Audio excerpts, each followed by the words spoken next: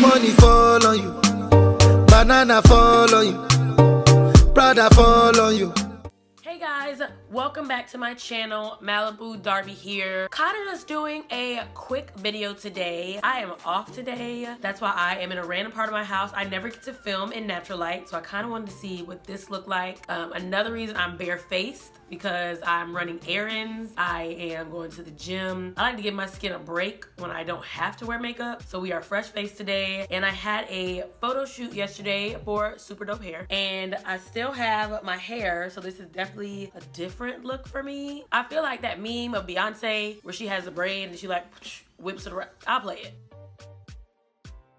But anyway, so I'm trying some different things today, but before I headed out in this ridiculous Georgia heat, I wanted to do a quick video, maybe not so quick. I get asked the same 5 to 10 questions about wigs for the most part, like friends who want to try them, people who tried them and didn't like them and want to see something new, or just random people who even ask about wigs, what wigs I wear or how I take care of them. So I figured I might as well do like a frequently asked questions, wig 101 kind of thing. And now I'm thinking I might do kind of a series where I do like wig maintenance, other things with wigs, because I wish I had more information about wigs before I started. I was just Googling a lot of things, like random forums, old YouTube videos, like trying to learn because they're not the cheapest. And I wanted to know what I was investing in and learn about them, and there's so much information out there about them that's not always accurate, or there's different opinions, so I just wanted to learn for myself. So of course this is all personal experience, personal preference. It may work for you, it may not work for you. I just wish I had someone who could give me advice on wigs before I started. When I get so many questions, I thought it'd be helpful if I could just like direct people to a video.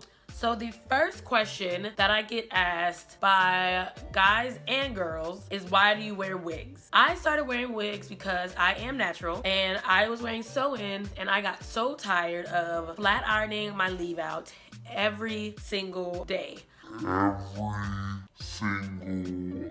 I worked out a lot, so I sweated a lot, and blending my natural hair with my Malaysian wavy was just a headache for me, and I was tired of doing it. And then when I would take my weave out and try to wear my natural hair, like my leave out always had a middle part, so my middle part would never curl back up. It would be a totally different texture than the rest of my hair. It would be too short, and I just came to the conclusion that it wasn't healthy, and if I wanted to take care of my hair without having to do my hair, wigs seemed like the easiest way. It seemed like the most protective way. I also got tired of buying hair. Virgin hair lasts a long time, but if you're cutting the wefts at all, if you're dyeing the hair, if you're doing those kind of things, you end up having to buy hair more constantly, and I would get tired of my sew-ins after like a month, and I would feel like I need to keep them in because I spent money on them, so I have to keep it in. And wigs just seem like a shorter term, more convenient way for me. So that's why I started wearing wigs. People always ask what kind of wigs to buy. Now there are so many kinds of wigs, especially now. I feel like we're in a whole nother like realm of wig crafts right now. But for the most part, for the average person and beginners, you're probably gonna be looking at what kind of closure you're getting. So that's either gonna be a silk closure or a lace closure. I started with a silk closure. I don't have one to show now because I got rid of it. I started with the silk closure. So the difference is that silk closures are going to have a piece of silk fabric underneath the closure, which makes it look like scalp. So it looks more like scalp without it even being on your head. So underneath it, you cannot see through to your head. So your braid pattern isn't as important. People just like that it looks like hair coming out of a scalp. The only thing that I didn't like about silk closures is because of the silk fabric, it is bulkier than lace. So where your scalp ends and the closure starts, you have a thicker line of demarcation. So it's like a little hump. You can do a couple different things to blend that, but for me, it just wasn't as smooth. Now lace is probably the most popular because it is cheaper than silk. I have all my wigs are lace currently. So with lace, you can see directly to the scalp. So lace is gonna be thinner. The thing that people sometimes don't like about lace is you can get like that ants on a log kind of look where you have the dots of the mesh can be seen on your scalp. You can use concealer to cover that. You can bleach the knot. There are a couple different things that you can do to kind of help blend it. And there's tons of videos on dyeing your lace, tinting your silk closure. It's really just if you value the flatness of a lace closure or the realistic scalp of a silk closure. It's kind of what it comes down to. And those can be bought really anywhere nowadays for a pretty wide range of prices. Lace closures are going to be probably your lowest maintenance stance, but there's so many. If you want to be able to pull it in a ponytail, you can get a 360. If you want a full hairline, you can get a frontal. It's just figuring out your preference for what you want and what you want your wig to do. I think the most important thing for some people, or the thing that makes them hesitate sometimes, is the cost. People ask how much they cost, and this is such a hard question because the range is so wide. The first thing you have to decide is, how do you want to get your wig? Do you want a wig shipped directly to you, pre-styled, pre-made, done? You can use sites like RPG Show Wig or My First Wig, and I'll put links to all these below. Those companies sell the wigs. You can see the picture online, you can see the style, and it comes to you as is. That's it. I personally don't use those because I don't trust myself that out of the box I'll be able to put this thing on my head and it look like the picture, because I'm not very hair inclined. I have friends who are great at styling their own hair who I feel like could get those and save money and have that done, and the prices range on those as well. So those are two sites that I know are really good. Or you could buy hair and have a stylist make it, which is what I've typically done. My stylist here, I'll take her the hair, she'll tell me like to pick it up next week, style it, bleach the knot, do all those things. I'll tag her information below also. She's awesome. Or you can use a site like Pure Glam Virgin Hair where you buy the hair and for $75 they will make it for you. I've done that before with a stylist. At least here in Atlanta, that could range $175 to, I've had people quote me $450 for wigs, which is too much for me, but your preference. So the price range can be pretty vast. If you don't live in a city where there's a lot of stylists who'll make wigs or someone who can make them for you, there are websites like Wigs By Nique where you can ship her the hair with the style. She'll ship it back to you made if you're more comfortable with that. Those feel more customized to me. I always feel like if you can see my head and see my scalp and my hairline, you can know how to make it for me. I'm always afraid that wigs will come and not match my head. But those are 3 or 4 different ways that you can have wigs made or get a wig for yourself. Of course, you can go to the beauty supply and buy a wig for like $35. And honestly, I've seen some, especially curly hair, beauty supply wigs that people style and look awesome. And there's so many YouTube videos on like revamping your $20 wig and making it look cute. So you can spend as little or as much as you want to. There are some like Beyonce level wigs where you can spend thousands of dollars. Virgin Hair Fantasy wigs, those wigs look amazing, but they're like $2,000. So I can't do that yet, but if you got it, then that's an option for you, and those wigs look awesome. So you can spend $20, you can spend $2,000. It's your life. Get it how you get it. Whatever you need to do.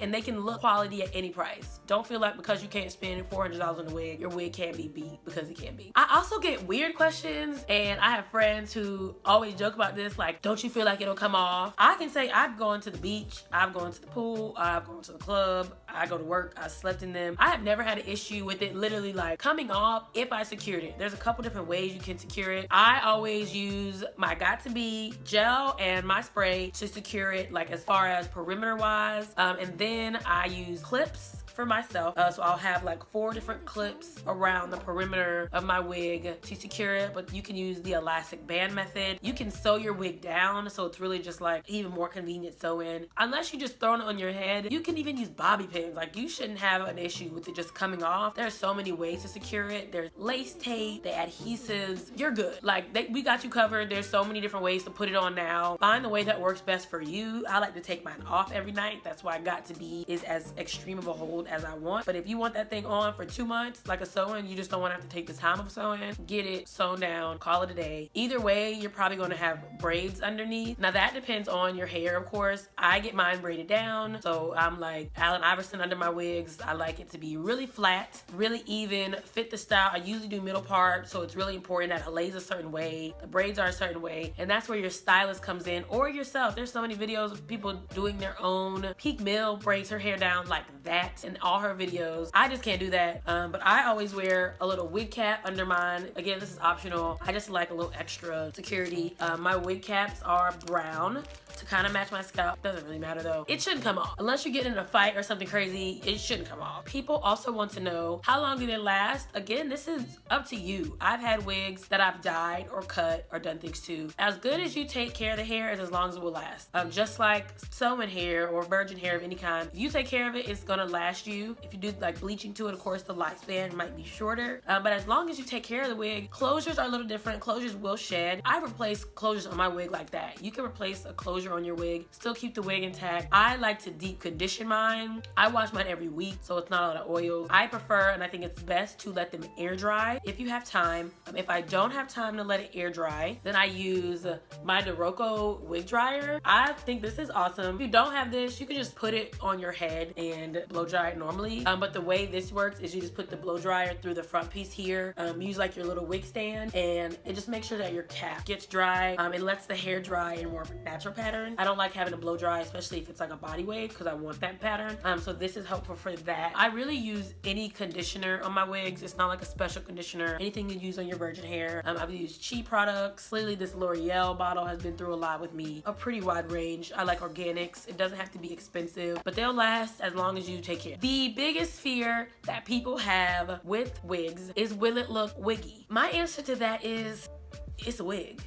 Like, to me, now I've seen some illusions and some like the people on Instagram where they say what lace, and I literally am like, that looks like her scalp. Now I've seen some that say what lace, and we like, girl, right there. So to me, I know that it's a wig. I always say your closure is gonna look like a closure because it's not your scalp, at least to you. You know what your scalp looks like, a frontal, you know what your hairline looks like. So to me, especially for your first wig, you're probably gonna be like, this looks really wiggy. If it looks like a closure, because to me, it always will. I can spot a closure from a mile away. As long as it looks like a laid closure. Like, your hair isn't bone straight, 28 inches, or body wave, platinum blonde. Like, we know it's not your hair. But as long as it looks like a well-crafted, well-styled wig, then I'm okay with it. If it looking 100% like your scalp is what you need, then you definitely are going to need to invest, because at least close up, closures look like closures. That's why some people like the silk closures. There's ways that you can manipulate your closure to make it look less wiggy, or manipulate the wig so that your parts lay flatter and it isn't bulky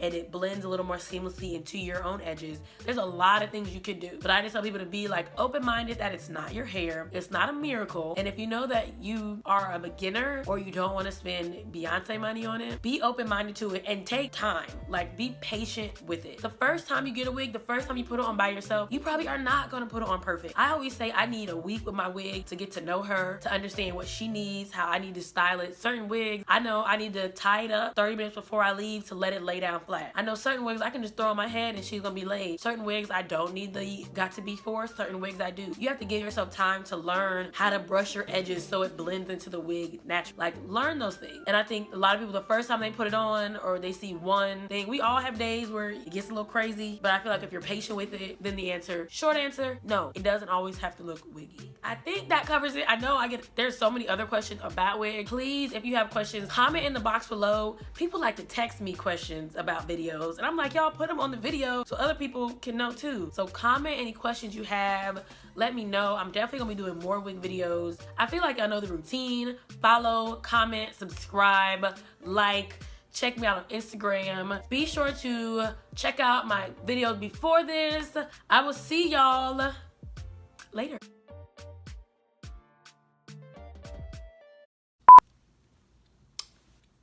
I wasn't even filming. I'm trying to just, oh.